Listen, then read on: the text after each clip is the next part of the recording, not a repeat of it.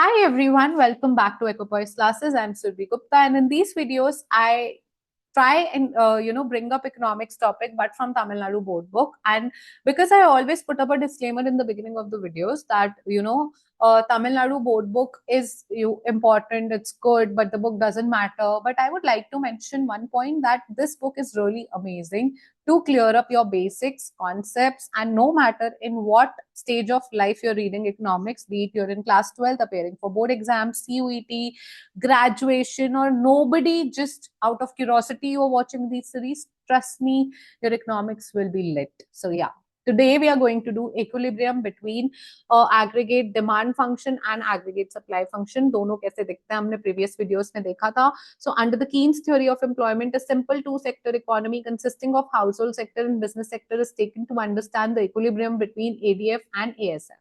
Okay, so all the decisions concerning consumption expenditure are taken by individual household while the business firms take investment. So हम बस C+I की बात करेंगे, ठीक है.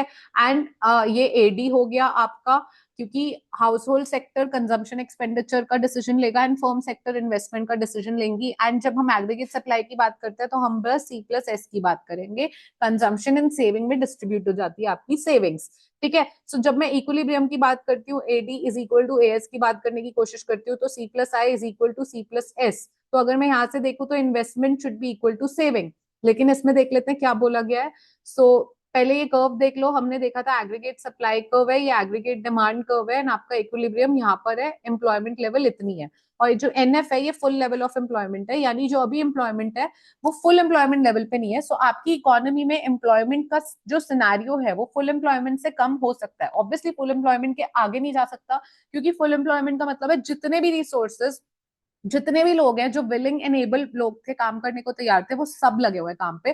तो अगर आपको आउटपुट बढ़ाना भी है, आप लोगों को हायर करके नहीं बढ़ा सकते, क्योंकि भाई लोग तो रिसोर्सेज, लोग भी रिसोर्सेज होते हैं, लेबर लैंड सब रिसोर्स है, सारे लोग फुल्ली एम्प्लॉयड है. तो अगर मुझे आउटपुट बढ़ाना भी है, से फॉर एग्जाम्पल इकोनॉमी में डिमांड है, वो कह रहे हैं आप टी शर्ट्स प्रोड्यूस कर रहे हो, आप और प्रोड्यूस करो, ठीक है. मैं भी टी शर्ट और प्रोड्यूस करने को तैयार हूँ, मैं प्रोड्यूसर हूँ. लेकिन मेरी टी शर्ट प्रोड्यूस मैं अकेले तो नहीं कर सकती, मुझे और मशीन चाहिए, मुझे और लैंड चाहिए, मैं और नई मशीनें सेटअप करना चाहती हूँ, मैं और लोग हायर करना चाहती हूँ, बट क्योंकि सारे रिसोर्सेज फुल्ली एम्प्लॉयड है, मैं ऐसा नहीं कर सकती. तो आउटपुट एक पॉइंट के बियॉन्ड जो है वो ग्रो ही नहीं हो सकता. That is something that we need to take care of. So there are two approaches to determination in the determination of equilibrium level, income level in the Keynes theory, which are aggregate demand is equal to, so aggregate demand and supply का theory होता है and saving and investment approach होता है. जैसे हमने देखा कि C+S is equal to C+I कर दोगे तो S&I approach आ जाएगा. So in this chapter, out of the two, aggregate demand and aggregate supply approach is alone explained to understand determination of equilibrium level of income and employment, which we are going to understand now. All right. So how will we reach at the employment level? So the equilibrium level. So the concept of effective demand is more clearly shown in figure 3.3. Let's see कि figure 3.3 कौन सी है, पहले तो वो देख लेते हैं, but आगे चलते हैं. Hold on. कोई special figure है, figure, oh this is only figure 3.3, ठीक है. सो इस फिगर में वो कह रहा है कि aggregate demand and aggregate supply reach करता है इक्विलिब्रियम पे, एंड एम्प्लॉयमेंट लेवल उस टाइम पे N0 है जो हमने देखा. तो ON1 जो एम्प्लॉयमेंट है हमने देखा, वहां पे सप्लाई है, डिमांड है, बट ये कह रहे हैं कि to attain this level of profit entrepreneurs will employ more labourers, and वो नहीं कर सकते क्योंकि ऑलरेडी फुल एम्प्लॉयमेंट पर है, जो मैंने समझाने की कोशिश की, ठीक है. Hence they will never employ more than ON0 labor. Okay, thus effective demand concept becomes a crucial point in determining the equilibrium level of output in the capitalist economy. It is important to note that the equilibrium level of employment need not be full employment level. N1 है full employment level, जो हमने diagram में देखा N1 होता है, ठीक है. यहाँ पे सॉरी N1 ये है, NF है full employment, and जो equilibrium level है employment का, it may or may not be at full employment, right?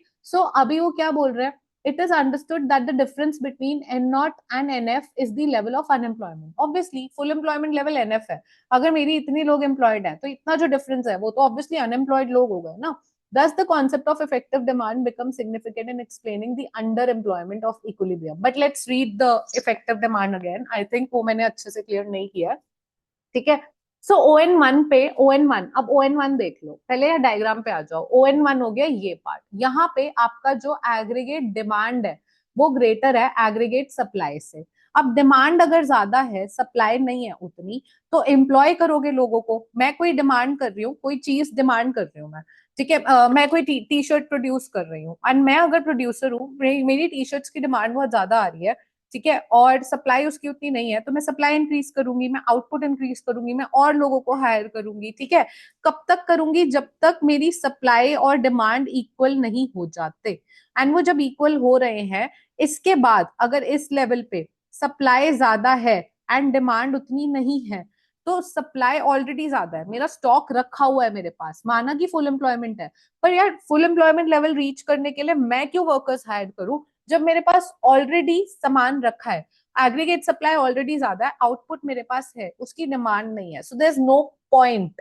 This is why effective demand principal.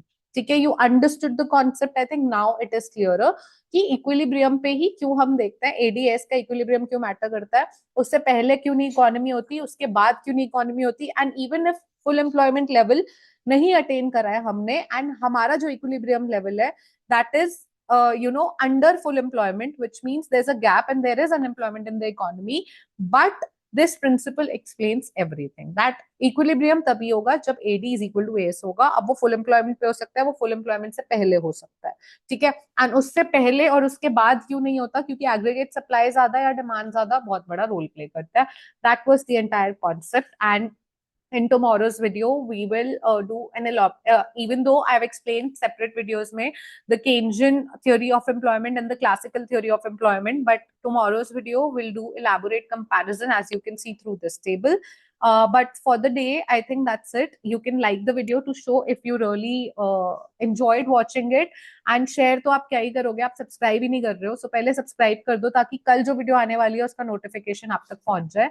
And I'll see you tomorrow with another one. Till then, take care.